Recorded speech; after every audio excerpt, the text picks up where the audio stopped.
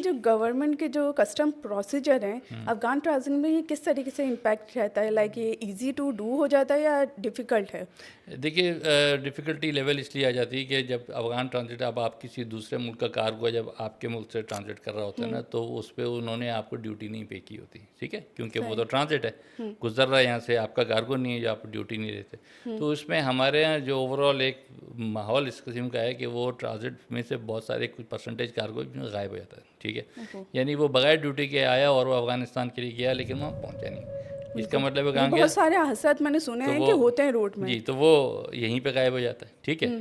तो ये या वहाँ करते कौन जाएगा, है वहाँ से लाइक? वापस आ गया, या यहीं पर गया, वहाँ पहुँचा ही नहीं है, बोलो तो तो बहुत सारी मतलब इसमें चैलेंजेस हैं। गवर्नमेंट ऑफ पाकिस्तान को हमारी इकोनॉमी पे सही। नेगेटिव इम्पैक्ट पड़ता है, लेकिन उसके लिए फिर कोई कंट्रोल सिस्टम्स बीच में गवर्नमेंट को लगाने पड़ते हैं, कस्टम्स को और दूसरी सिक्योरिटी इदारों को सब तो इसलिए वहाँ पर फिर जो अफ़गान के लोग होते हैं, जा रहे होते हैं, उनको चैलेंजेस का सामना आता है, ठीक है।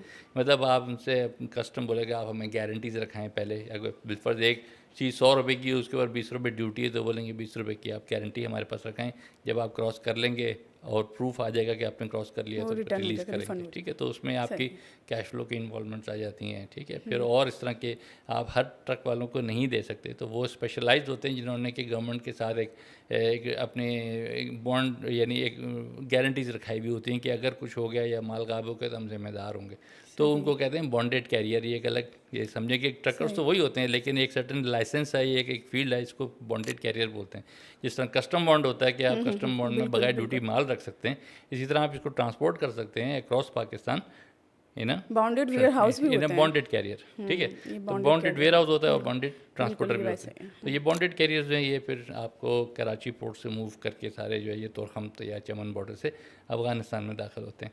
तो फिर इसलिए आपके इसके लिए भी एक पूरी प्रोसीजर आ जाता है। नॉर्मल है, ठीक। किसी भी दुनिया किसी भी मुल्क में अगर कोई दूसरे कार्गो इस तरह से ट्रांजिट करता है तो उसके प्रोसीजर्स होते हैं, वो हमारे यहाँ भी हैं, सही। ठीक। सर, इनलैंड वाटरवे और रोड जो है, इनसे आपको लगता नहीं है रोड से ज़्यादा बेहतर है कि अगर हम इनलैंड वाटरवे को कंसीडर करें? जबकि कुछ मैंने देखे भी रिवर्स भी हैं हमारे जो कनेक्ट होते हैं अफ़गान से ना। और नहीं नहीं आपने नहीं, नहीं, हमारे पाकिस्तान में कोई इनलैंड वाटरवे का कॉन्सेप्ट नहीं है, सोर्स नहीं है, कुछ ठीक भी है। नहीं है। वो और हो कैनाल भी है वहाँ का एक फेमस, नहीं कुछ कैनाल।